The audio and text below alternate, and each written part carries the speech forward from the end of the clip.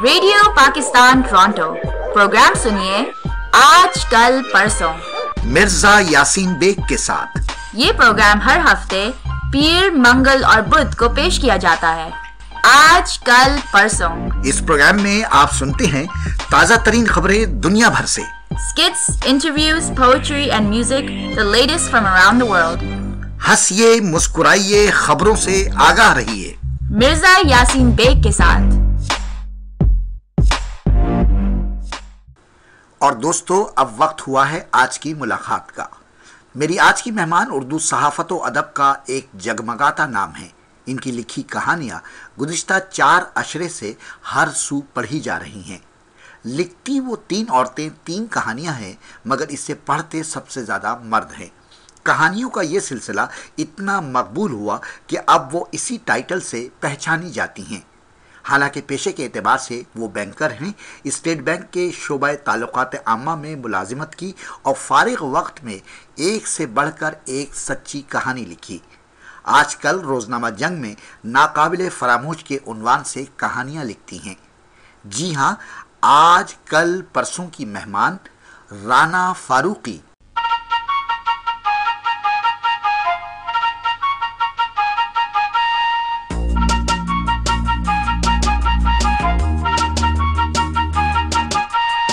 राना फारूकी साहिबा, सबसे पहले तो मुझे ये बताइए कि राना फारूकी आपका कलमी नाम है या असली नाम है? नहीं, मेरा ये बचपन में मैं बहुत साबिर किस्म की बच्ची थी, तो अब्बू मुझे साबिरा कहते थे और नाम मेरा राना ही रखा था। जब मैं इसमें आई तालीमी दौर में, तो उसमें मेरा नाम साबिरा ही लिखा गया था। अच्छा। और ये राना फिर मेरे साथ घर में चला, यानी घर में मुझे सब इसी नाम से पुकारते थे। ये कलमी नाम भी समझ लें एक तरह से मेरा, और ज़ाहिर इसी नाम से दुनिया मुझे जानती है। लेकिन ये है कि इन दोनों नामों ने मुझे अलग अलग बहुत सपोर्ट किया। बिल्कुल। अच्छा, ये खुशनसीब नाम थे, यानी तालीमी इदारों में जो मैं इस्तेमाल हुआ और या जो मैंने अपने लिखने में ये इस्तेमाल किया कलमी तौर पर। अच्छा, तो आप जो पहचानी गई हैं, 3 औरतें 3 कहानियां से पहचानी गई हैं, लेकिन अगर मैं आपसे पूछूं कि आपका सहाफ़ती सफ़र क्या इससे पहले कुछ और भी आप करती रही हैं या इब्तिदा भी इसी से हुई? नहीं, ऐसा है। पहले तो मैं आपको इस सवाल का जवाब देने से पहले दुनिया भर में मौजूद आपके रेडियो के सामीन को अपना सलाम पहुंचाती हूँ, और मेरी ये खुश नसीबी है कि आपकी तवज्जो से मैं आप सबके दरमियान मौजूद हूँ। इसके बाद आपका सवाल का जवाब कि नहीं, मैं बचपन से ही लिखती थी।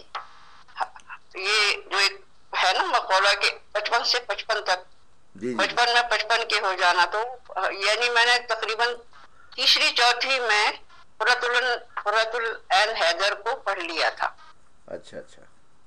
इसमें चुगताई तो बहुत पीछे रह गई थी, वो तो बहुत ही ज्यादा पढ़ लिया था उनको तो, लेकिन समझ जो आई थी वो मुझे कुर्रतुल ऐन हैदर से ही समझ में आई थी। तो उस जमाने में मैंने पढ़ लिया था, तभी से मैंने लिखाई की तरफ जिसका रुझान होता है वो अपने जहन को मुख्तलिफ चीजों पे रिच करता रहता है।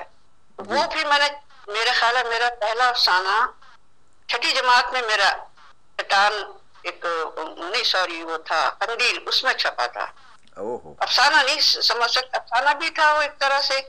वो अब मुझे गालिब लाइब्रेरी में मिला तो मैं इतनी हैरान हुई कि उस वक्त भी मेरी सोच इतनी मैच्योर थी कि मैंने मोहब्बत और इश्क को एक चुटकियों की तरह लिखा था, जैसे ऊपर से इंसान देखकर चीजों को देखता है ना, इस तरह लिखा था, एक फहम और इदराक के साथ लिखा था।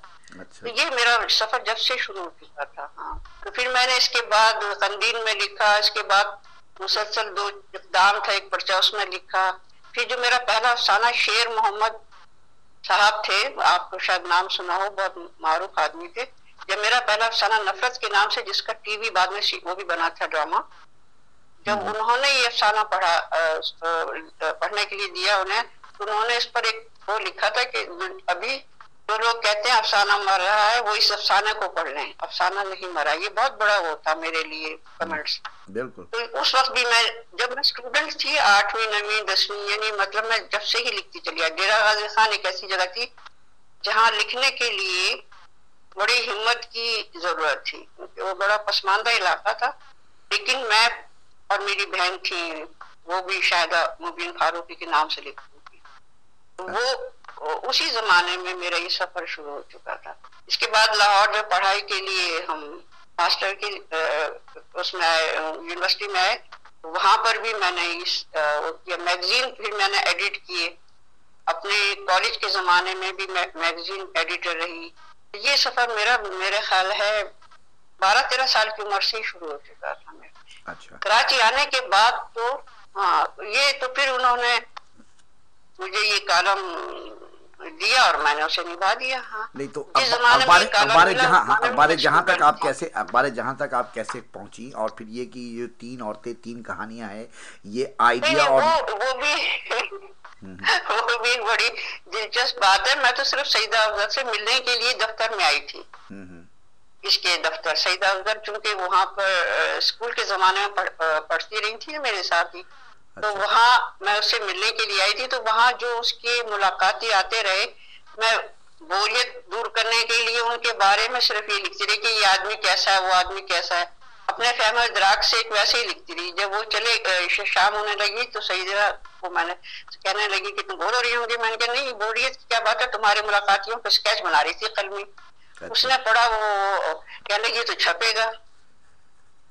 फिर उसने वो छाप से एडिट वेडिट करके उसको जब छापा तो उसने बहुत ही शोहरत पाली, कुछ ज्यादा ही पाली।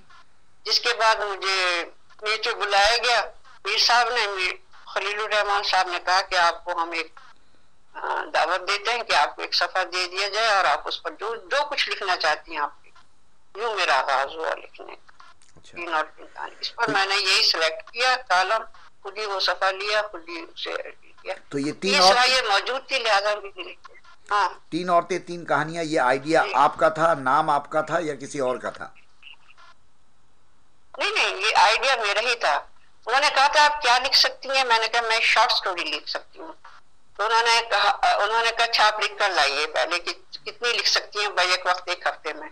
मैंने 4 लिख कर दे दी उन्हें। अच्छा। सफे पर आ रही थी सिर्फ 3। मैंने कहा ये, वो कहने लगे कि ये तो खवातीन की कहानियां लिखे। पहले उन्होंने मुझे कह दिया था कि आप खवातीन की कहानियां लिखो। मैंने वो कहानी 4 लिख कर दी। तो अब्दुल करीम आबिद एडिटर थे, तो उन्होंने कहा इसमें तो सिर्फ 3 आ सकती है। तो मैंने कहा 3 औरतों की कहानियां लिख दी। से उस तरह ये उन्वान पड़ा और ये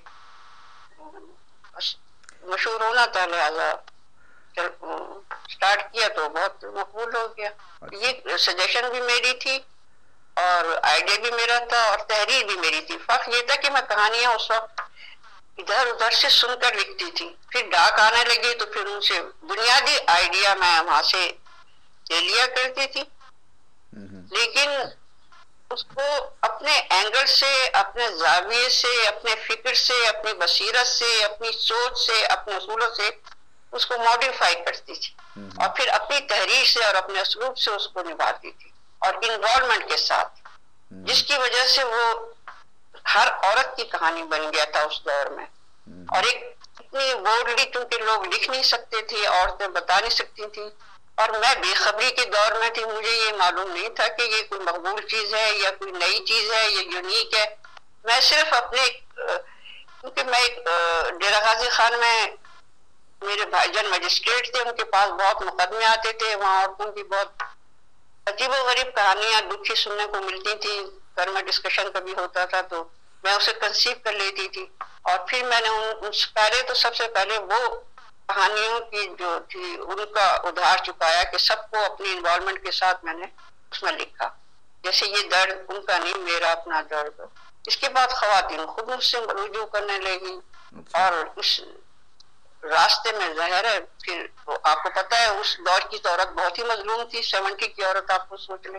अब तो माशाल्लाह औरतें समझदार और मैच्योर हो गई हैं। उस जमाने में इतनी ज्यादा नहीं थी। मोहब्बत के नाम पर ये शादी के नाम पर बहुत दुख उठाए हैं औरतों ने उस दौर में। सिर्फ तो ये अच्छा उसमें इसलिए मुझे हर औरत की कहानी बनी। जी हाँ हाँ फिर बोलिए। उसमें मुझे ये महसूस होता है बाज़ औक़ात कि उमूमन मैंने देखा है कि अगर ख़वातीन जो हैं अगर लिखना शुरू करती हैं तो वो उमूमन सिर्फ मर्द के जुल्म और हरबों का रोना रोना, ठीक है ना वो, लेकिन आपकी कहानियों में मुझे एक बड़ी अच्छी बात ये लगती थी कि उसमें एक माशरती और समाजी रंग होता था, सिस्टम होता था, सिस्टम की बातें थी, रिश्तेदारों की बातें थी, कवानीन थे, उसमें महकूमे की बातें आती थी, शहरी कहानियाँ आती थीं, देहाती कहानियाँ आती थीं, सज़ा जज़ा जो, और फिर उस ज़माने का एक बड़ा मौजू था कि वो लोग जो मशरक़ वस्ता जाकर जो है कमाने लगे थे, तो सऊदिया, लीबिया, इराक़, कुवैत जाकर कमाने वालों की वहाँ की कहानियाँ, और फिर उसके पस मंज़र में जो यहाँ उनके जो रिश्ते रह गए उनकी कहानियाँ। तो मुझे सिर्फ उसमें ये कभी नज़र नहीं आया कि कोई आप मर्द की जारहियत या जुल्म की अक्कासी कर रही है, बल्कि मुझे ऐसा लगता था कि ये सिर्फ मर्द की कहानी, ये औरत की कहानी नहीं है, ये मर्द की भी कहानी है। असल में उन्वान चूंकि औरत का लेबल लग गया था ना, ये उन्वान ये 3 औरतें हो गया था, लिहाजा उस लेबल के तले तो मैं सारी उम्र उस छतरी तले नहीं रह सकती थी। मेरे अंदर तखलीकी कुव्वत थी, ऑब्जर्वेशन थी, मुशाहिदा था, तजर्बा जरा कम था, लेकिन बहरहाल ये तो इदराक फहम तो ज्यादा था ना। तो मैंने इसलिए कभी अपने आप को महदूद नहीं रखा कि ये चीज सिर्फ यही लिखनी है कि औरत की उन्वान है तो औरत ही हो। ये तो तवाज़ुन से देखिए, जितना औरत मजलूम थी उतना मर्द भी हमारे माशरे का मजलूम है, क्योंकि वो एक आदमी पूरे कुनबे को लेकर चलता है, 8-10 निकम्मे लोगों को, जिनकी हर चीज उसकी कमर पे लादी हुई है। तो वो कभी कभी अगर अपनी खुशी के लिए इधर उधर झांक लेता है तो वो भी मातूब और इतना ही मलून कर ठहराया जाता है जितनी औरत, उसे भी इससे ज्यादा भुगतना पड़ता है जितनी औरत, इमोशनली उसे भी इतना ही टूटना पड़ता है जितनी औरत।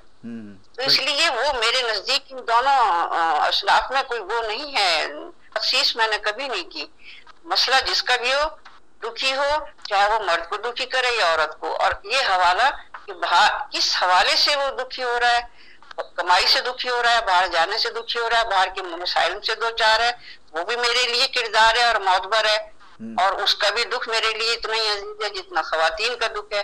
औरत की चूंकि दुनिया महदूद होती है ना, वो हाथ पांव ज्यादा नहीं चला सकती, और उससे चूंकि माइग्रेट करना पड़ता है, एक घर से दूसरे घर में भेज दिया जाए और बिल्कुल बाकी सारे ताल्लुक तोड़ दिए जाएं, तो वो ज्यादा बेआसरा हो जाती है, इसलिए ज्यादा मजलूम कहलाती है। अगर उसको भी इतनी शख्सी आजादी हो जितनी मर्द को है, तो कभी भी वो ये ऐसे संगीन अलमिया जो है ना वो ना जन्म ले। लेकिन ये भी बहरहाल कुदरत का निजाम है, हम इसमें दखल अंदाजी नहीं कर सकते। हालत बहरहाल मर्दों के जिम्मे रखी गई है और इसीलिए वो अफजल भी ठहराया गया है। कमाने के अपने मसाइल हैं और घरदारी के और ससुराल निभाने के अपने मसाइल हैं, मर्द की जिस्मानी जरूरियत के अपने मसाइल हैं, औरत की मजबूरी के अपने मसाइल हैं। तो मेरा मकसद लिखने का तो सिर्फ यही था, मेरा विजन कि अपने विजन के सहारे, अपने मुशाहिदे के सहारे इन मसाइल को सलीके से, मौसर अंदाज में, अपने असलूब में और सच्चाई के साथ, बोल्डनेस से। अच्छा मुझे ये बताइए कि जिसकी कहानी होती थी जब वो पढ़ता था तब उसका क्या फीडबैक होता था? नहीं, जो कहानी पे ये जवाब जो है ना बड़ा तवील है, क्योंकि उसमें मुख्तलिफ रद्द-ए-अमल सामने आए थे उस दौर में मेरे।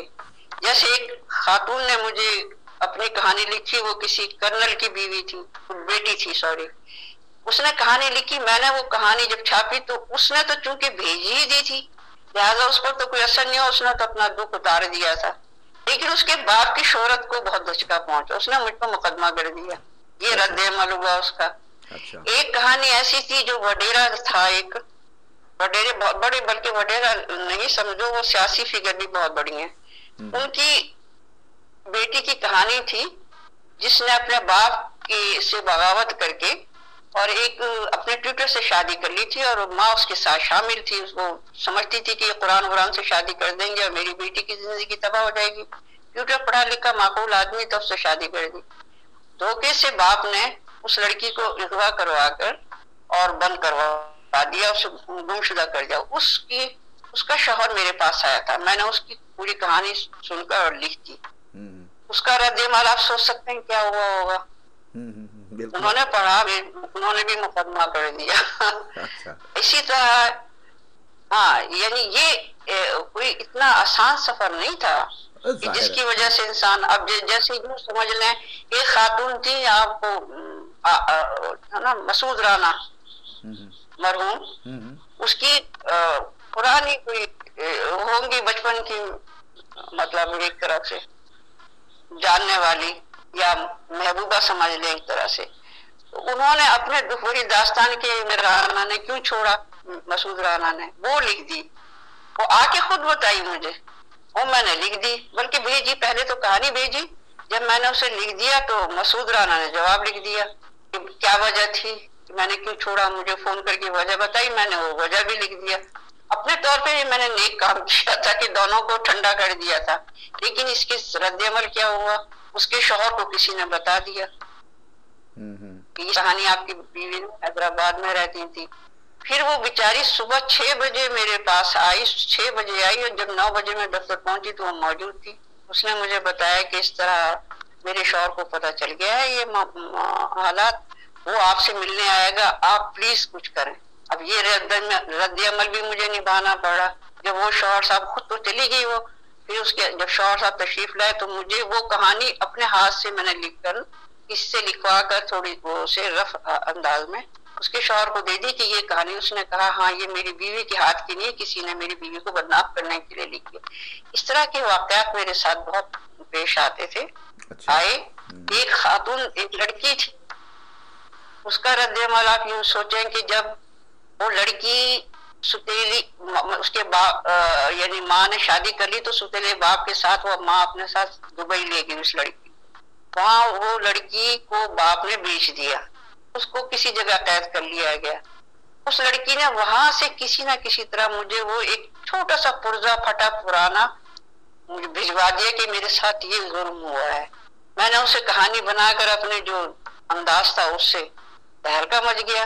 सिफारत खाने में बात पहुंच गई वहां के, उन लोगों ने मुझे तंबी का खत लिखा कि आप ऐसी बातें फैलाकर यानी वहां पे हमारे लिए परेशानी क्रिएट करेंगे। मैंने वो उनको बुलवाया, मैंने कहा आप अपने लोगों को यहाँ भेजे, मैं वो खत दिखाती हूँ। जिस वक्त उस लड़की को पकड़ा जा रहा था वहां कोई झेलम का आदमी खड़ा था, इनायत नाम था उसका, वो आदमी खड़ा था जिसने मदद की कोशिश की थी और इसका नाम उस लड़की ने पूछ लिया था। बाद में वो उसको ले गए थे। तो आप पहले इनायत को ढूंढ लें, फिर उससे ये वाकया पूछें। और उस जमाने में एम्बेसी वाले भी मुस्तैद होते थे, अब की तरह नहीं है कि सिर्फ बैठे में आराम से। उन्होंने कोशिश की, उस लड़की को बाजियाब कराया। अच्छा। एक रद्द-ए-अमल ये भी हुआ। हाँ, तो ये एक फलाही काम भी था और वो भी था, लेकिन भेजने वालों के अक्सर ऐसा होता था कि हकीकी नाम नहीं लिखे जाते थे, अक्सरियत में ही होता, नाम मकाम सब भी, मकाम भी बदल जाते थे, कैफियत बदल जाती थी। और यानी अगर उस औरत ने कहानी ऐसी लिखी है कि जिसमें मुझे पता चल रहा है कि झूठ का शायबा है, इसकी अपनी गलती है, उसे मुझे मॉडिफाई करना पड़ता था। ये नहीं था कि उसका ही मौक़िफ़ औरत ही मजलूम है, मर्द भी मजलूम हो सकता है ना उस कहानी में। बिल्कुल। तो वो फिर मैं उसको अपने सच्चाई से सोचकर और अपने विजन से सोचकर फिर उसे लिखती थी। तो मुख्तलिफ कहानियों के मुख्तलिफ रद्द-ए-अमल का मुझे सामना अमली तौर पर भी करना पड़ा और भुगतने भी पड़े बहुत से मुकदमे, जिसमें काफी अरसे तक यानी मुझे कोर्ट में भी जाना पड़ा। तो ऐसा इतना आसान काम नहीं था ये सफर। अब इतने मेहनत और डेडिकेशन और इतनी पामर्दी से, जब मेरी उम्र भी इतनी नहीं थी, लेकिन मुझ में बेखबरी थी हाँ कि नहीं ये एक मिशन है, नहीं मुझे ये करना है। अच्छा, तो हर एक का रद्द-ए-अमल। हाँ, जिन दिनों मैं आपके ज़ेरे इदारत जो है, जब दोशीज़ा डाइजेस्ट निकला करता था और आपको याद है कि मैं स्टूडेंट होता था, आपके साथ काम किया करता था, तो उस वक्त जो है एक कहानी आपने लिखी थी, वो पता नहीं क्यों आज तक मेरे दिमाग में चिपकी हुई है कि एक आपने कहानी लिखी थी, एक कोई जोड़ा था जो क्लिफ्टन घूमने जाता है और वहाँ पुलिस वाला पकड़ के वो लड़की को अलग लेके चला जाता है। हाँ, मुझे याद है। हाँ, जो उस लड़की के साथ जुल्म होता है। हाँ, वो तो कहानी मुझे उस रिक्शा वाले ही नहीं सुनाई थी। अच्छा अच्छा अच्छा। कि आप कभी, हाँ मतलब शाम के वक्त मैंने रिक्शा लिया तो उसने मुझे कहा बीबी इस वक्त यहाँ पर रिक्शा ना लिया करें, बड़ी मुश्किल हो जाती है। मेरे एक जानने वाले उनके साथ ये वाकया हुआ था। तो इसलिए आप ये रात को, मतलब कोई शरीफ ही आदमी था, तो ये बिल्कुल एक्चुअल कहानी थी, सही कहानी थी। और ये है कि उसके साइड इफेक्ट में असर पैदा करने के लिए मुझे थोड़ी सी उसके अंदर वो बैकग्राउंड बनाना पड़ता था। जैसे यूं समझ लें, जैसे कुम्हार मट्टी को लेकर फिर उसके हाथ में मट्टी थमा दी जाती है, वो उसका बर्तन किस तरह का बनाता है, ये उसके अपने हाथ की महारत होती है। बिल्कुल कुम्हारन और इसमें कोई फर्क नहीं होता लिखने वाले में, वो किस तरह बनाता है, उसके ज़रूफ जो है वो कैसे बनते हैं। तो उसमें उस कहानी का दर्द मुझे शदीद महसूस हुआ था, हकीकत थी ये बिल्कुल। और मैं भी बरसों, मैं भी देखिए इस बात को मेरा नहीं तो ख्याल 30 साल हो गए, ठीक है ना, लेकिन आज भी वो मेरे जहन में चिपकी हुई है। और जिस ज़माने में वो मैंने पढ़ी थी तो मैं ऐसा अजीबो गरीब था, और अभी भी कभी आपका हवाला आता है तो मैं उस कहानी का रेफरेंस लोगों को देता हूँ। नहीं, बहुत सारी कहानी ऐसी, जैसे एक बच्चा था वो मुझे फोन करता था, उसकी इत्तेफाक से गलत रॉन्ग नंबर मिल गया था, तो उस बच्चे की आवाज पे फोन हो गया, उसने मेरा नंबर ले लिया। वो 8 साल का बच्चा था और वो मुझे फोन करता था और वो परिंदों की बातें करता था और इसकी बातें करता था, बहुत प्यारी बातें करता था। और मैं उससे बहुत मायूस हो गई थी। एक दिन उसकी माँ ने वो फोन उठा लिया उससे। मैंने कहा कि आपने इस बच्चे को कैद क्यों कर रखा है, ना ये बाहर जाने देती हैं आप ये। उसने बताया कि ये इसको डॉक्टर ने कैंसर है, डॉक्टर इसकी ज्यादा उम्र नहीं है। तो मुझे इतना दर्द हुआ जैसे मेरी चुटकी किसी ने दिल में काट ली हो ना। और फिर इसके बाद उसने कहा आपसे वो खुश होता है, आप उससे बात कर लिया करें। 1.5 साल तक वो बच्चा मेरे राब्ते में रहा और उसके बाद उसकी डेथ हो गई। वो दर्द मैंने लिखा था, वो कहानी भी मुझे कभी नहीं भूलती। ऐसा लगता था जैसे मुझे अंधेरा अंधेरा बहुत दिन तक, तो मुझे हालांकि न मैंने उस बच्चे को कभी देखा था ना कभी वो, लेकिन उसके अंदर मेरी रूह जो थी उस बच्चे के अंदर उतर कर कहानी तलाश करती है उसकी। वो उस दर्द को महसूस करके कोई भी चीज लिखी जाए, कही जाए तो असर रखती। ऐसी कहानियां जो है वो हमेशा, चाहे मैं लिखूं या कोई भी लिखे, वो असर रखती है जब आप उसमें उतर जाते हैं, उसे फील करते हैं। बिल्कुल बिल्कुल, अपने एहसास और जज्बात भी आप शामिल कर लें। वो जज्बात यही तो वो है कि आप अगर उसमें उसको नहीं समझे, पहले तो बात है कि उसके एहसास समझें पहले कि ये किस एहसास में लिखी गई है। अगर आप उसके एहसास समझ लें, उसका मसला समझ लें, उसकी महदूद वसाइल समझ लें, तो फिर आपको कहानी लिखना आसान हो जाता है। बिल्कुल। फिर उसके दर्द में उतरना आसान हो जाता है। बिल्कुल। तो ये एक हसास दिल का कमाल होता है। अच्छा, ये बताइए कि अगर आप कमर्शियल अंदाज में ये बताइए अब ये बताइए कि जब आप ये ऐसी कहानियाँ लिखती थी तो ज़ाहिर है मुख्तलिफ घरानों से, मुख्तलिफ अफराद से, उनसे आपकी गुफ्तगू शनीद होती थी और ये वो, तो कभी ऐसे लोगों के साथ फिर आपके पर्सनल फैमिली टर्म्स भी हुए? यानी मतलब मेरे कारीन से? जी जी जी, ये पढ़ने वालों से? हाँ नहीं, मेरी जिंदगी बड़ी ऐसी मसरूफ गुजरी है। यानी मेरे ये सिर्फ एक तरह से मिशन था, एक फलाही काम था, और मेरे अपने अंदर की तख्लीकी जो वो थी, दर्द था, उसका इजहार था। लेकिन मैं इस पर डिपेंड नहीं करती थी, क्योंकि उस जमाने में ये कमाई का जरिया नहीं हो सकता था। आपको पैसे देने में आपको पता है ऐसे इदारे कितनी कंजूसी करते हैं। इसलिए मैंने जॉब जो थी वो स्टेट बैंक की थी। 6 बजे तक तो मैं स्टेट बैंक में रहती थी, सुबह से 8 बजे से। 8 बजे घर से निकले तो 6 बजे वापसी हुई, तो ये तो वक्त सारा चला गया ना। उसके बाद ये काम करती थी मैं, तो मेरे पास इतना वक्त ही नहीं होता था कि मैं लोगों से जो दफ्तर में आकर मिल लेते थे, या जो इस हवाले से कोई एक साहब आए थे तो दफ्तर में उनसे मुलाकात हो जाए या कुछ हो जाए, वो अपना बच्चे को साथ लाए थे कि आप इस बच्ची को, मैंने आपकी कहानियां शुरू से पढ़वाई हैं और उसको बताया कि ये होगी तो तुम मैच्योर होगी और समझोगी दुनिया को। मैं अपनी बच्ची को बहुत आगे बढ़ाना चाहता हूँ, जहनी तौर पे मैच्योर करना चाहता हूँ। ऐसे लोग भी मिले थे, लेकिन मैंने ज्यादा अपने तौर पे पर्सनल किसी से राब्ते नहीं बढ़ा सकी। अच्छा, और मैं वैसे भी तन्हाई पसंद ज्यादा थी। हाँ, मैंने ज्यादा राब्ते नहीं बढ़ाए जिंदगी में। अच्छा, ये बताइए कि ये जो आपकी कहानियां थी, आपकी जो ये कहानियां थी ये मर्द ज्यादा पढ़ते थे या औरत? मर्द। अच्छा। क्योंकि वो असल में उसमें तहरीरी तौर पे तो मैच्योर थी ना कहानियां। हाँ। शुरू में तो वो एक तरह से यानी जिनसी इस्तेहसाल अभी उसमें मौजूद रहा था। जी। वो भी अट्रैक्शन का बायस बनता था। तो और फिर दूसरे ये कि मर्दों को भी तो औरत पहेली लगती है ना, तो इस हवाले से भी समझने की कोशिश करते थे कि ये इसके यानी दुनिया में क्या हो रहा है औरत के साथ। वो अपने अपने बीवियों के हवाले से जिंदगी देख रहे थे, अपने अपने अतराफ के हवाले से देख रहे थे। ये एक ऐसा कैनवस मिल गया था जिसमें हर रंग और हर तबके की औरत जो थी ना वो पाई जाती थी। इस वजह से मर्दों के लिए ज्यादा अट्रैक्शन था इसमें। अच्छा, जब 8-10 साल गुजरे, हाँ जी, 8-10 साल गुजरे बाकायदा जो है आपको ये लिखते हुए कहानियां, और आप मुसलसल लिख रही थी, तो उसके बाद उस दौर के जो बड़े अदीब थे उनके क्या तासुरात थे इन कहानियों पर आपके?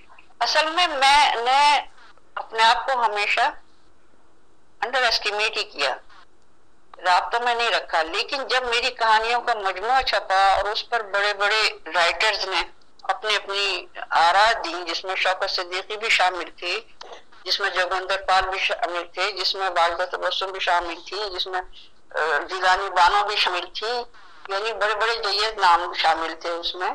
तो तब मुझे एहसास हुआ कि ये तो सभी पढ़ते थे कहानियां। इवन ये कि जब इस्मत चुगताई आई थी मेरे दफ्तर में, तो उन्होंने कहा था कि मैं तो तुम्हारी कहानियां बहुत ही शौक से पढ़ती हूँ। और फिर उन्होंने मुझे बाखबर किया कि वहां पर एक कुंदन रिसाला मिलता हिंदी में छपता है। उस कुंदन रिसाले ने आपका सफा बाकायदगी से हिंदी में ट्रांसलेशन करके और वो अपने नाम से छपवा रहे हैं। अच्छा। ये मुझे बाद में याद हुआ कि हाँ, लेकिन वो चूंकि ना मुझे कोई इंटरेस्ट था, ना मुझे कोई परेशानी थी, ना मुझे किताब पाने का शौक था, कुछ अजीब सी बेखबरी के साथ बस मुझे ये पता था जैसे कि वो शहतूत का जो वो होता है कीड़ा, वो सिर्फ रेशम पैदा करता है, वो रेशम पैदा करके अपनी खोर में मर जाता है।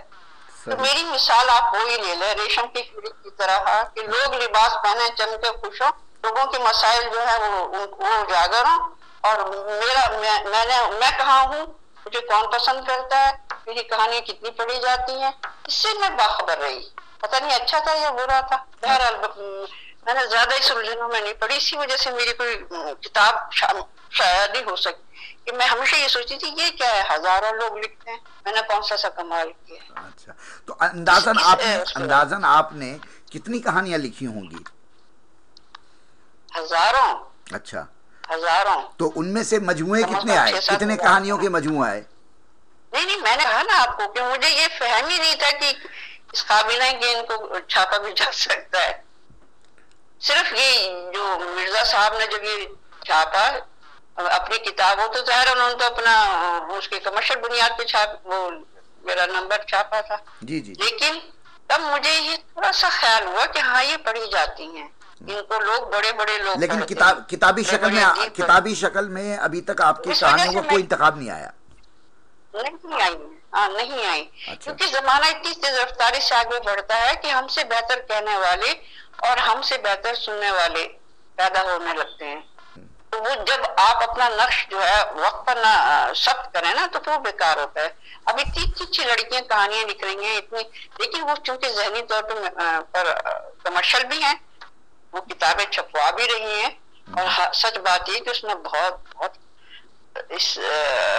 सिर्फ क्योंकि अब तो ग्लोबल दुनिया जो है वो बन गई है एक तरह से, कुछ फासले और सरहदें रही नहीं, तो उनकी कहानी बहुत बड़ी बड़ी वसअत फिक्र की वो पता देती हैं और हमसे बेहतर कहती हैं। तो मुझे और भी ज्यादा ये हो जाता है, शायद मैंने लिखना भी इस मामले में जरा कम कर दिया, सिर्फ ये कलम नवीसी समझो एक तरह से चल रही है कि नहीं हमसे बेहतर जमाना आ गया। वो तो है, हर एक की अपनी अपनी जगह है, और जो आपका वक्त था वो आपका वक्त था, वो वक्त कोई आपसे छीन नहीं सकता, ठीक है ना। अच्छा, आप ये बताइए कि सैकड़ों खवातीन राइटर्स को आपने मुतारिफ करवाया, दोशीज़ा डाइजेस्ट के ज़माने में ख़ास तौर पर, और वो आज बड़े बड़े, उनमें से बहुत सारे आज बहुत बड़े बड़े नाम हैं। तो जब आपने ये डाइजेस्ट छोड़ा, डाइजेस्ट की दुनिया छोड़ी, इदारत छोड़ी, तो उसके बाद वो उन राइटर्स से आपके ताल्लुकात कैसे रहे? असल मैंने बताया ना, मैं बुनियादी तौर पे तन्हाई पसंद हूँ। राब्ते के लिए इंसान को सोशल होना पड़ता है। बिल्कुल। उन लोगों का मेरे पास आना पड़ता है। अब वो पूरे पाकिस्तान में फैले हुए लोग अगर खतूत भेजते भी होंगे तो वो मुझ तक कौन पहुंचाता, उसमें रकीब बन जाते हैं ना इदारे तो ऐसे। तो वो उनसे राब्ते, लेकिन अब ये जैसे सोशल मीडिया पर मेरी उनसे जो अलग हुई है तो अब पता चला है कि वो मेरी कितनी ममनून है, मुझे कितनी याद करती हैं और कितनी मोहब्बत करती हैं। और अब उसमें जैसे इकबाल बानो थी, जैसे साजिदा हबीब थी, यानी बेशुमार लड़कियां थी। वो एक और थी ना, एक और बहुत अच्छा आपने राइटर मुतारिफ करवाया था, आबदा कुछ नाम थी जो वहां से थी, मलिर कैंप, आबदा रऊफ थी। आबदा रऊफ, यस। हाँ, आबदा रऊफ, वो वो तो मेरे से अभी भी दोस्त है, क्योंकि वो तो मेरी यानी हम बहुत ही ज्यादा ज़हनी तौर पर एक लेवल के लोग हैं। वो अभी भी मेरे राब्ते में है और वो अभी भी मुझसे इसी तरह मोहब्बत से हम लोग मिलते हैं। अच्छा। मिलना तो जरा चूंकि अब कराची में एक दूसरे से मुश्किल है, लेकिन फोन पर हमेशा राब्ता रहता है। बिल्कुल। और दूसरे तीसरे रोज उससे मिलते हैं। अच्छा, मैंने उस जमाने में जब आप अपने जब आप अपने पीक पर थी, उस जमाने में मैंने आपको देखा कि आप कभी किसी प्रोग्राम में अवार्ड लेने नहीं जाती, क्यों कोई आपके एजाज में तकरीबात नहीं होती, सिवाय दोशीज़ा राइटर्स अवार्ड जो आपका अपना इदारा था, मैंने आपको किसी अदबी तकरीब, जलसे या मुशायरे में भी नहीं देखा। मैंने आपको बताया ना कि मैं बहुत शाई थी। अच्छा। और बहुत तनाई पसंद थी। मुझे लोगों से मिलना जुलना अच्छा नहीं लगता था, ज्यादा राब्ते रखना अच्छा नहीं लगता था। अपनी दुनिया में अपने अंदर ही मगन रहने वाली लड़की थी। अभी भी मेरा यही हाल है। अब इतने चैनल्स आ गए, अब इतने चैनल्स आ गए हैं कि कभी किसी की नजर नहीं पड़ी कि वो जो इतनी अच्छी कहानियां आपने लिख दी हैं उन पर कोई टीवी सीरियल वगैरह बनाया जाए। ये तो उन लोगों पर मुनासिर है, लोगों पर क्यों क्या। लेकिन आपको पता है जमाना क्या अपनी कौन सी चाल में है।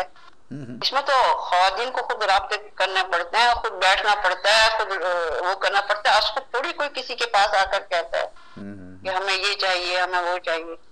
अगर मैं वहां होता और कोई चैनल मेरे पास होता तो सबसे पहले मैं आपकी कहानियां लिखता, क्योंकि यकीन कीजिए कि आपकी कहानियां एक पूरा बनाया जो है ना, वो एक मेलोड्रामा है जबरदस्त किस्म का और इतनी सच्चाइयों से भरपूर। तो किसी को तो तवज्जो देनी चाहिए कि वो इन कहानियों की तरफ तवज्जो दे कि इसके अंदर क्या क्या। और वो कहानियां आज भी उतनी ही, मैं समझता हूँ, कोई कहानी उसमें से पुरानी नहीं है, वो आज भी हमारे माशरे का एक हिस्सा लगती है।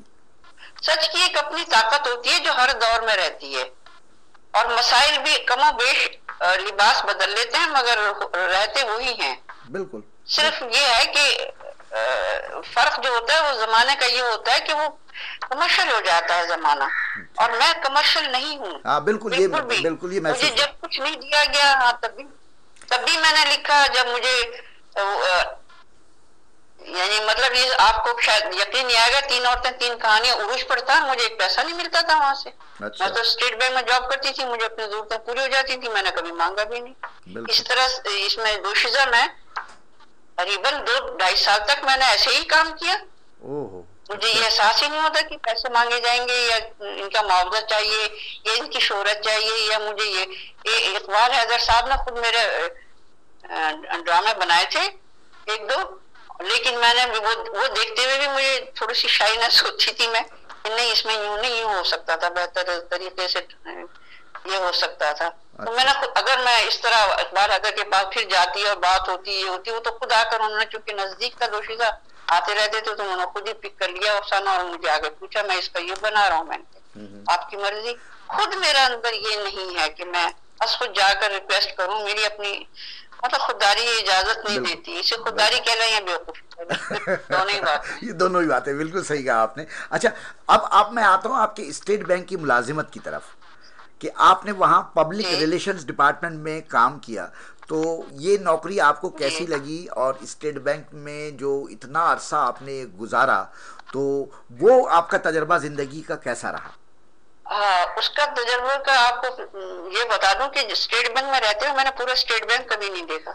10 बिल्डिंग थी उनकी लेकिन अपना एक मेरा कमरा था और मैं थी। जो वहां आ जाता था जरूरतन से मुराद काम के हवाले से, तो वो आ जाता था, उससे राब्ते में रहती थी। पब्लिक रिलेशनिंग क्योंकि स्टेट बैंक में होती नहीं, कमर्शियल इदारा नहीं है ना, वो तो बैंकों का बाप है, उसकी पॉलिसी मेकिंग होती है, वहां पे भी पब्लिक रिलेशनिंग, रिवायती पब्लिक रिलेशन नहीं थी वहां पर ना।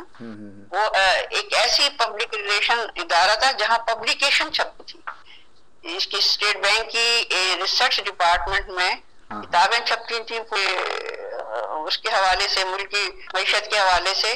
तो वो हमारे अंडर एक प्रिंटिंग प्रेस होता था, वो बस सिर्फ यही काम था उस डिपार्टमेंट का। कोई ऐसा काम नहीं था जिसके अंदर पब्लिक रिलेशनिंग जो है वो इन्वॉल्व हो। हाँ, ये वो बहुत बड़ा दफ्तर था और बहुत बड़ा इदारा था। तो सुबह से शाम तक वहां पर बैठना पड़ता था। मैं मेरी कुछ हुई उसी कमरे के अंदर जो था उसी में रही, बाहर नहीं निकली। पूरा स्टेट बैंक भी ना दे। अच्छा, आजकल ये बड़ा शौक है मर्द ख़वातीन को कि अगर वो किसी अपनी एक सलाहियत की बुनियाद पर अगर वो मकबूल हो जाते हैं तो फिर वो उसके साथ साथ अपने दूसरे काम भी बताते हैं। मिसाल के तौर पर अगर कोई अदाकार है तो वो थोड़ी देर बाद ये बताना शुरू कर देता है कि मैं बहुत अच्छा सिंगर भी हूँ। कोई खातून है अगर वो एक अच्छी अफसाना निगार हैं तो थोड़ी दिन बाद वो अपनी शायरी भी ले आती हैं। लेकिन मैंने देखा कि आप बिल्कुल अपने इस एक कहानी लिखने में मगन रही। आपने कभी नहीं बताया कि आपके अंदर इसके अलावा और क्या जौहर है, इवन कि आपने शायरी तक नहीं की। शायर तो होता है, यहाँ बनाए जाते हैं, शायरात भी बनाई जाती हैं और शायर भी बनाए जाते हैं। तो वो ये तो एक ऐसी सलाहियत है, अगर नहीं है तो आप उसको जबरदस्ती क्यों घसीट के लाते हैं। सही। अब ये ज्यादातर हमारे यहाँ यही होता है कि होती हो कोई शायर होता है, कोई हर एक शायर भी नहीं बन जाता। अब तो हर तीसरी लड़की शायरा बन जाती है बैठे बैठाए, अदीब बन जाती है, सिंगर बन जाती है, राइटर बन जाती है।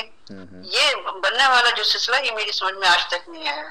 जो सलाहियत आप कुदरत की तरफ से हदियत की गई है उसमें निखार खूबसूरती ये आ जाए, लेकिन इसको ये बता देना कि मैं हर फन मौला हूँ, ये कोई क्रेडिट नहीं है। सही, क्रेडिट की बात नहीं है, फिर तो आप माहिर किसी में भी नहीं होंगे। सही, सही। आप हर फन मौला बनने की हाँ उसमें नहीं होंगे, तो उसमें सारी रिचनेस होती है। हाँ ये सही है, वर्सटाइल होना कोई बुरी बात नहीं, लेकिन मास्टर कहलाने का तमन्ना में मरे जाना बेवकूफी है। इंसान के पास जितना होता है, चाहे फहम हो, इदराक हो, मुतालिया हो, मुशाहिदा हो, उसके अंदर रहते हुए अगर उसका डिस्प्ले किया जाए तो वो ज्यादा बेहतर रहती है ना। आप सालन में पानी डालेंगे, सालन का क्या बन जाएगा? बिल्कुल सही, वो तो बिल्कुल मेरा। हाँ, आपके अंदर वो सलाहियत है और वो डिमांड करती है, सलाहियत तो खुद डिमांड करती है कि मुझे मैं क्या हूँ। बिल्कुल उसकी गहराई, उसकी सोच, अगर उस आप दौर में चले जाएं कि अब ये आपकी सलाहियत के कितनी ताकत है, तो आप उसमें तो कुछ कमा सकते हैं, कुछ ले भी सकते हैं, कुछ पा भी सकते हैं। लेकिन आप मुस्ताल रहे इसकी, अगर वो है तो मैं भी ये करूंगी और ये है तो मैं भी वो मुझे ये करना चाहिए, ये कोई फन नहीं होता। बिल्कुल, सिर्फ वेस्ट ऑफ टाइम। अब मेरी और आपकी, मैं तो आपको पता है कि मुझे मेरे जिंदगी का पहला इंटरव्यू आपने शाया किया दोशीज़ा डाइजेस्ट में। तो मेरी और आपकी जो इतने अरसे की जो है एक दोस्ती है, मैं उस नाते एक निजी सवाल आपसे करने की कोशिश करता हूँ कि आप जिंदगी में आपको कोई मर्द इतना अच्छा क्यों नहीं लगा कि आप उससे शादी करती? नहीं, ये बात इससे नहीं होती। मैंने आपको बताया मैं बहुत इस मामले में जरा थोड़ी शाई थी, यानी मुझे अच्छा लगने या बुरा लगने का कोई इम्कान नहीं था। मेरी सोच भी मर्दाना टाइप की थी, यानी मतलब जो वो जैसे मर्द सोचते इसी तरह मैं सोचती थी। जब भी तो उनकी सतह से मैंने कहानी लिखी, जब भी तो उनको मेरी कहानियां पसंद आई, जब भी उनको मेरा अंदाज़े फिक्र पसंद आया। लेकिन शादी एक ऐसा मसला नहीं होता जिसमें ज़हनी इन्वॉल्वमेंट हो, या वो ये तो कोई लम्हा ऐसा होता है जिसमें इंसान बेवकूफ बन जाता है, या वालिदैन का दबाव हो, या कोई जैसे कुदरत को अपनी नस्ल बढ़ानी है तो उस आदमी को इस औरत के अंदर कोई ऐसी कशिश डाल देता है। ये आप तो शायद इस बात से इत्तेफाक ना करें, मगर हकीकत यही है, कोई ऐसा सुनहरा सा जाल इंसान के अंदर आ जाता है जिसके अंदर तिलस्मी चीजें बन जाती हैं सारी ना। अच्छा, इसमें दो बातें इसमें, हाँ इसमें दो, पर वो लम्हे नहीं आए। अच्छा, मैं इस पे दो बातें कि क्या वालिदैन का आप पर दबाव नहीं आया, और या क्या किसी मर्द ने कभी आपको प्रपोज नहीं किया? मैं मान ही नहीं सकता। नहीं, आप शायद यकीन ना करें कि मुझे शायद मुझसे लोग डरते थे। हाँ, ये बात है। बैंक में भी मुझसे लोग डरते रहे, शायद डरते थे, मेरी मैच्योरिटी से डरते थे। yes. या ऐसी बीवियां लोगों को पसंद नहीं है जो इस तरह की सोचते हो, मुझे नहीं मालूम। मर्द की तो क्योंकि इस मामले में मैं मर्द के सोच से बेखबर हूँ, तो वो कैसे इसलिए मुझे हाँ ऐसा नहीं, शायद मैं जैसे अपने कमरे में बैठी रहती थी तो लोग आते हुए डरते थे, बात करते हुए डरते थे, चाहे को जाके वो रोमांस करें मुझसे आके। मुझे तो ये बात ही बड़ी अजीब लगती थी कि रोमांस करें। आपने देखा होगा मैं रात को आराम से पर्चा पेस्ट करती थी मर्दों की तरह, प्रेस में जाती थी पर्चा लेकर। मुझे ये जहन में आता ही नहीं था कि औरत होना एक इस माशरे की इतनी बड़ी कमजोरी है कि इसको इससे डरा जाए। जैसे खौफ, मैं कभी खौफजदा किसी चीज से नहीं हुई। तो वालिदैन ने कभी दबाव नहीं डाला कि आप शादी कर लें? नहीं, वालिदैन का भी आपको बता दूं मुख्तसरन कि वालिदैन में मेरे वालिद का इंतकाल तो मैं शायद 2-2.5 साल की थी जब हो गया था। तो वो उस वजह से वालिद की जो एक हाकमियत होती है उससे तो मैं महरूम रही। भाई, बड़े भाई थे, वो मजिस्ट्रेट थे, उनसे उनकी परवरिश से उन्होंने परवरिश की हमारी। और इसके बाद मुझे दरमियान में जब मैं लाहौर में एमए कर रही थी उस वक्त मुझे टेटनस हो गया था। टेटनस एक बहुत बड़ी मौलिक बीमारी होती है जिसमें बचने लाखों में एक बचता है। तो मेरा यूनाइटेड क्रिश्चियन हॉस्पिटल में समझो 6 महीने तो मैं बेहोश ही रही थी।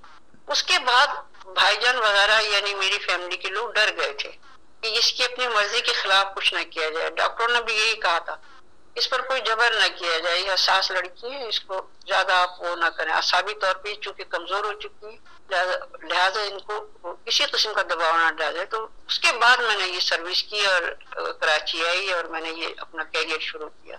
वरना मेरी फैमिली में किसी को इजाजत नहीं थी कि वो जॉब करे या बस पढ़ने के बाद ज्यादा से ज्यादा शादी हो जाए, बस यही तक था ज्यादा। लेकिन मैं पहली लड़की थी जिसने ये बगावत की। इसे बगावत नहीं समझे, मतलब मेरे रुझान यही था। मुझे शादी की तरफ से कोई शुरू से कोई ऐसी रगबत नहीं थी। शादी होना कोई बहुत बड़ी मुहिम जुई है या मार कार आई है या क्या है, तो इसलिए दबाव किसका होता, इसी का नहीं। इसके बाद जब मैं प्रैक्टिकल लाइफ में अपनी आ गई तो फिर इसके बाद तो फैसला मेरा ही होना था ना। अच्छा, ये बताइए कि नहीं हो सका। क्या आपको वो कुछ मिला जो आपको मिलना चाहिए था? कोई कमी महसूस करती हैं आप? देखिए, जो तख्लीकी आदमी होता है, मैं ये तो नहीं कहती कि बहुत अच्छा तख्लीकी या बहुत सच्चा तख्लीकी, लेकिन जो भी तख्लीक के दर से आशना है ना, उसको उससे बड़ी कोई मुसरत नहीं होती कि वो अपने काम में लगा रहे, मगन रहे। अब वो रेशम नहीं बिक सका या नहीं बना सकी, या मैं कपड़े भी इतनी सलाहियत नहीं थी कि मैं इसको भी तरफ तवज्जो देती। सिर्फ लिखने की हद तक चूंकि मैं पागल थी तो वो काम अब जारी हो सारी है। लेकिन ये जैसे अब आपदा रूफ ने मुझे अच्छी बात की कि मैं शाम के वक्त बेचैन हो जाती हूँ, कुछ ना लिखना छोड़ दिया है। मैंने उससे ये कहा कि तुम लिखो तो तुम्हारी ये जो तशनगी है वो दूर हो जाएगी। जिंदगी में डेडिकेशन जो है, ये जिस मकसद के लिए अल्लाह ने आपको कोई फन देकर, कोई हुनर देकर, कोई सलाहियत देकर आपको भेजा है, अगर वो अधूरा रह जाए तो इंसान गैर मुतमईन होता है। अच्छा। दूसरे जब गैर मुतमईन होता है जब रूह प्यासी होती है। शादी और ब्याह का जमाना एक मादियत से ताल्लुक रखता है, रूहानियत से नहीं रखता। शादी एक मादी जरूरत है। अच्छा। रूहानी जरूरत नहीं है। आप तो उस रूहानी तथहीर में अगर आप इन्वॉल्व हो जाए तो मैं मुझे इबादत में भी मजा मिला। जब मैं अपने तौर पर थोड़ी सी ज्यादा बढ़ के अपनी उससे सोचने लगी थी तो उस वक्त मुझे बेचैनी जरूर हुई थी। जब मुझे देखिए, जिंदगी में तवाज़ुन पैदा करने के लिए रूहानियत और मादियत को एक साथ चलाना पड़ता है। दोनों की नमू करनी पड़ती है, दोनों की परवरिश करनी पड़ती है। आपको तभी आसूदगी और सब चीजें मिल जाती हैं। अच्छा राना, मैं आपकी बात काट रहा हूँ। बात यह है कि मैंने बेशुमार ऐसी खवातीन भी, बेशुमार तो नहीं कहूँगा, बहुत सी ऐसी खवातीन देखी कि जब उन्होंने अगर शादी नहीं की तो ठीक है ना, तो वो उनकी साइकी बड़ी तब्दील हो गई। कहते हैं कि औरत उस वक्त तक मुकम्मल नहीं होती जब तक कि वो माँ ना बन जाए। तो मैं आपसे पूछना चाहूँगा, क्योंकि आप इसको बहुत अच्छे से एक्सप्लेन कर सकती हैं। अच्छा, इसकी भी वजह आपको बताऊं कि ये सही है, क्योंकि जो कायनात है वो इसीलिए पैदा हुई है कि शादी के बाद बच्चे हों, दुनिया बढ़े। ये कुदरत का निजाम तो यही है ना। तो उसके अंदर अगर कोई अधूरापन रह जाए तो एक अक्सरियत चूंकि चारों तरफ से होती है और वो एक दबाव में हो जाती है रूह कि मैंने क्यों नहीं की शादी, उसने कर ली। उससे एक नफ्सियाती बिगाड़ शुरू हो जाता है इंसान का कि इसने भी कर ली। और फिर तन्हाई का अजाब भी एक बहुत बड़ा अजाब हो जाता है। फिर दूसरे, चूंकि हमारे माशरे में माँ बाप रुखसत हो जाते हैं, बहन भाइयों पे बच्चियां पड़ जाती हैं, लड़कियां पड़ जाती हैं, तो वो फिर नफ्सियाती दबाव आ जाता है, या वो अपने तौर पर रश्क हसद के जज्बों में मुब्तला होकर नफ्सियाती दबाव में मुब्तला हो जाती है। ये बेशुमार ऐसी वजह है जिसकी वजह से उन पर वो अपने आप को अधूरा या वो समझती है, परेशान कौन या महरूम समझती है। लेकिन हर ऐसा नहीं होता, हर एक ऐसा नहीं होता। यानी ये सही है कि अगर शादी नहीं हुई है तो एक कुनबा नहीं बनाया ना बाकी, लेकिन इसके इवज आपको क्या मिला है? शख्सी आजादी, सोच की आजादी, गैर जरूरी रिश्तों से लड़ाई झगड़ों का जो माहौल है उससे बचाओ, और बच्चों के दर्द, उनकी परेशानियां, शादी के बाद भी उनके दबाव, उनकी ससुरालियों के दबाव, पहले अपने ससुराल का दबाव, फिर सारे औलाद के ससुराल का दबाव। तो एक मसला नहीं होता। अगर आप सोचने बैठ जाए तो आपको वो दर्द भी कम नहीं है। उनको भी तराजू में तोले। सिर्फ ये है कि एक हंगामे पे मौकूफ है घर की रौनक। तो उस एक हंगामे के लिए तो खुद ही तनाई पसंद हो, उसे क्या जरूरत है उस हंगामे को पालने की? आपने मेरी साइकी बिगड़ी देखी, आपने मेरा सोच में, अप्रोच में कोई गैर तवाज़न बात देखी, या मेरे अंदर कोई चिड़चिड़ापन या ऐसी चीज देखी जो दूसरों को मेरे ख्याल कुछ मुझे महसूस ही नहीं होता इस बात का। जो कुदरत का सही है कि निजाम है, लेकिन हर एक को ये नहीं, जो जिस काम के लिए सेटिस्फेक्शन कर ले। मुझे रूहानी तौर पर भी खुशी होती है, मुझे अपने काम से भी खुशी होती है, मुझे तन्हाई भी इंजॉय करती है। शायद आप यकीन नहीं करेंगे, मुझे कोई लम्हा फारिग मिलता ही नहीं। सही। अच्छा, अब आप ये बताइए कि अब जो आप लिख रही हैं वो भी सच्ची कहानियां ही हैं जो जंग में लिख रही हैं आप, लेकिन अब उसका नाम आपने रखा है नाकाबिले फरामोश। तो वो जो आपका पुराना टाइटल जो आपका अपना था और जिससे आपकी एक पहचान थी, वो आपने क्यों छोड़ दिया? जंग वालों ने जब मुझसे राब्ता किया दोशीज़ा छोड़ने के बाद, उन्होंने इसी उन्वान के लिए राब्ता किया था मुझसे। लेकिन उस वक्त सईदा अफजल लिख रही थी और उसका ज़ाहिर है उसको फिर उखाड़ के मैं अपने आप को उसमें इंजेक्ट करती। ये मैं अपने तौर पर नहीं कर सकती थी, मतलब एक दोस्त के हैसियत से जो गो के ये काम वो कर चुकी थी, लेकिन मेरे अंदर ये हौसला नहीं था कि मैं उसको उस उन्वान से अलग कर देती कि वो काम कर रही थी, चलो उसकी अपना जिंदगी थी और उसको जरूरत भी थी। एक बुनियादी वजह ये थी। दूसरी वजह एक जो मैंने शऊरी तौर पे वो की थी कि मैं औरतों के दुख बयान करने का जमाना गुजर चुका था। एक पीरियड था जब औरत मजलूम थी, अब औरत जाग चुकी है। सही। अब मर्द मजलूम है। वो शऊर जो है वो मुझ में बेदार हो गया था कि एक औरत की मुझे इस तरह एक्सपेक्ट किया, मुझे इस तरह किया, मैं इस तरह गई, मैं उस तरह गई। वो जमाना दौर खत्म हो चुका था। वो 80 के बाद समझो 90 तक में वो खत्म हो चुका था। अच्छा। इस बुनियाद पर मुझे अब मर्दों के भी दर्द उजागर करने थे उनकी दुनिया में। अच्छा, दूसरे ये कि मर्दों की कहानियां लिखने में इम्कानात ज्यादा होते हैं चीजों के, उनके मसाइल ज्यादा होते हैं, उनका जो है मुकामात में घूमने फिरने की शख्सी आजादी ज्यादा होती है, तो मैं ज्यादा दूर तक दिखा सकती थी चीजों को, उजागर कर सकती थी मसाइल को। सही। इस वजह से मैंने ये सोचा कि मर्द की लेंसेज लगाए जाए, औरत भी हो उसमें शामिल, कभी औरतें भी होती हैं हाँ, लेकिन यूनिक बात हो। और ये अगर औरत के नाम से आप दुखड़ा, आप अपनी बीवी से सुन लें, वो किसी सहेली को अपना दुखड़ा सुनाएगी, वो एक ही अंदाज में कहेगी यूं करते हैं, ये करते हैं, वो करते हैं, और बाद में वो नॉर्मल है। तो वो उस दुखड़े को ना सुने, औरत की मजमूई जिंदगी को देखें, और मजमूई जिंदगी को देखने के लिए मर्द की आंख चाहिए।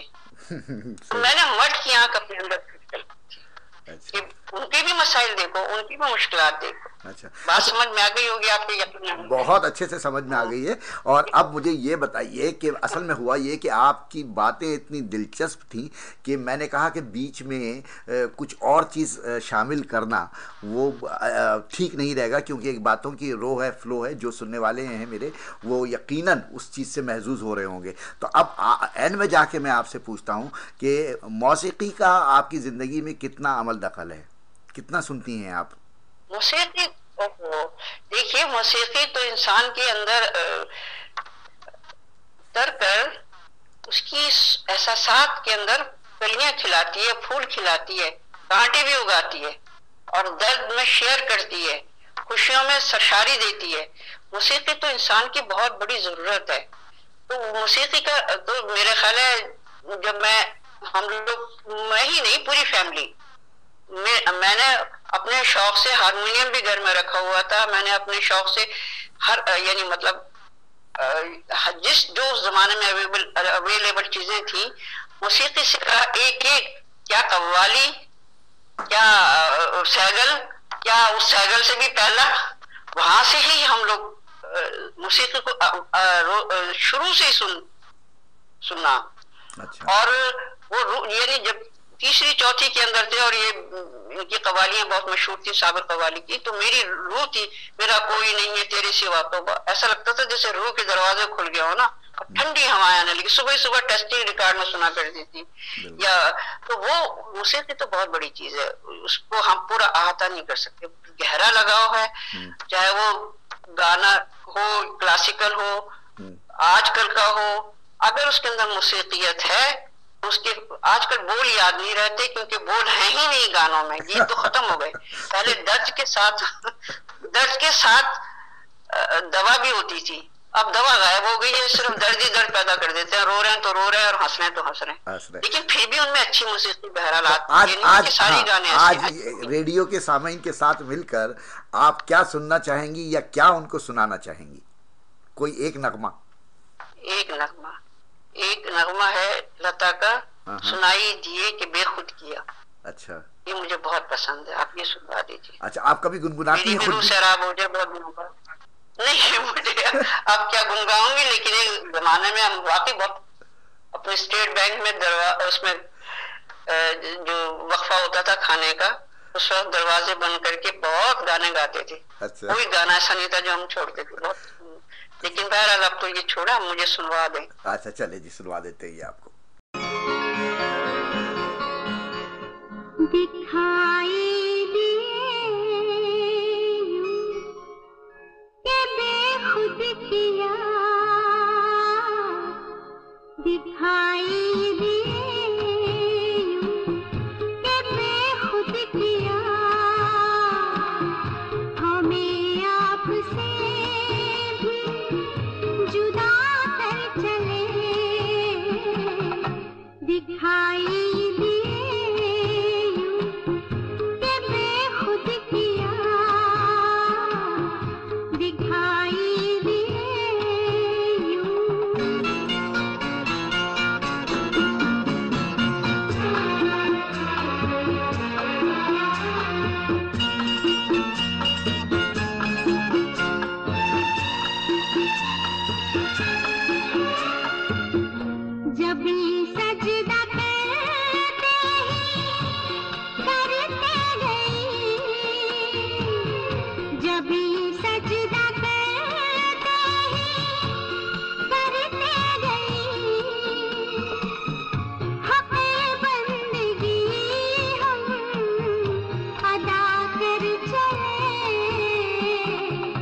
दिखाई दिए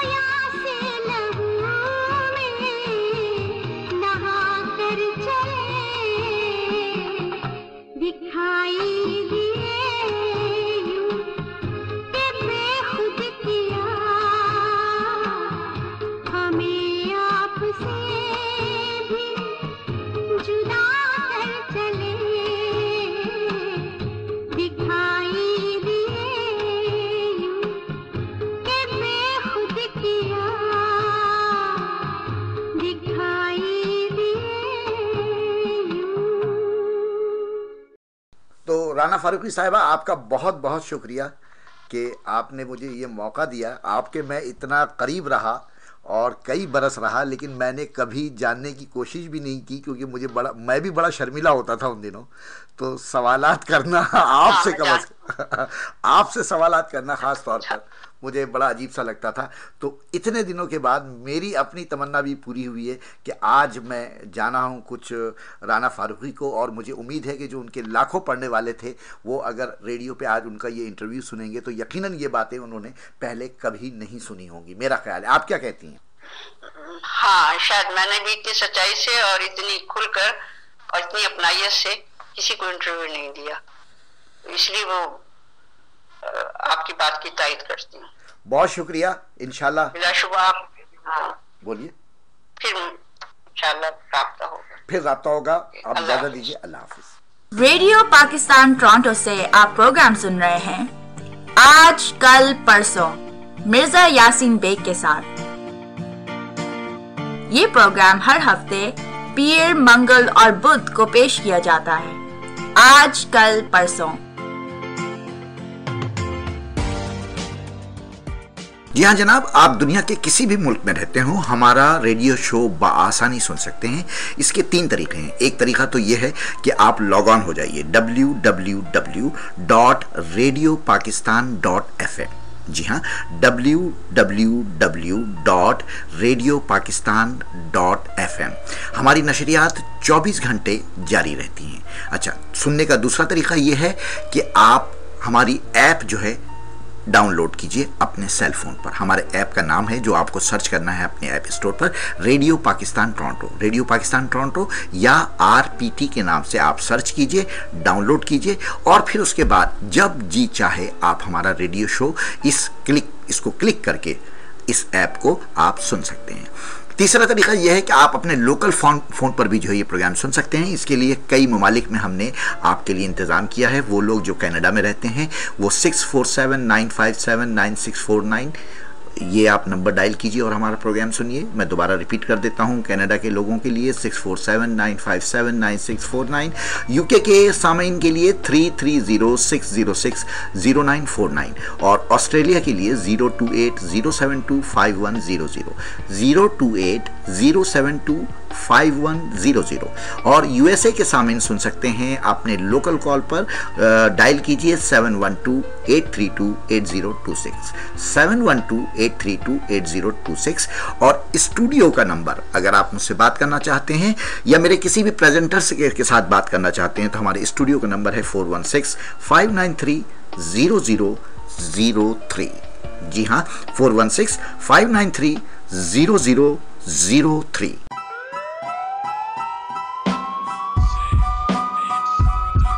You're listening to Aaj Kal Parso with Mirza Yasin Beg, brought to you by Radio Pakistan Toronto. Tune in every Monday, Tuesday, Wednesday from 3 o'clock to 5 o'clock p.m. Aaj Kal Parso.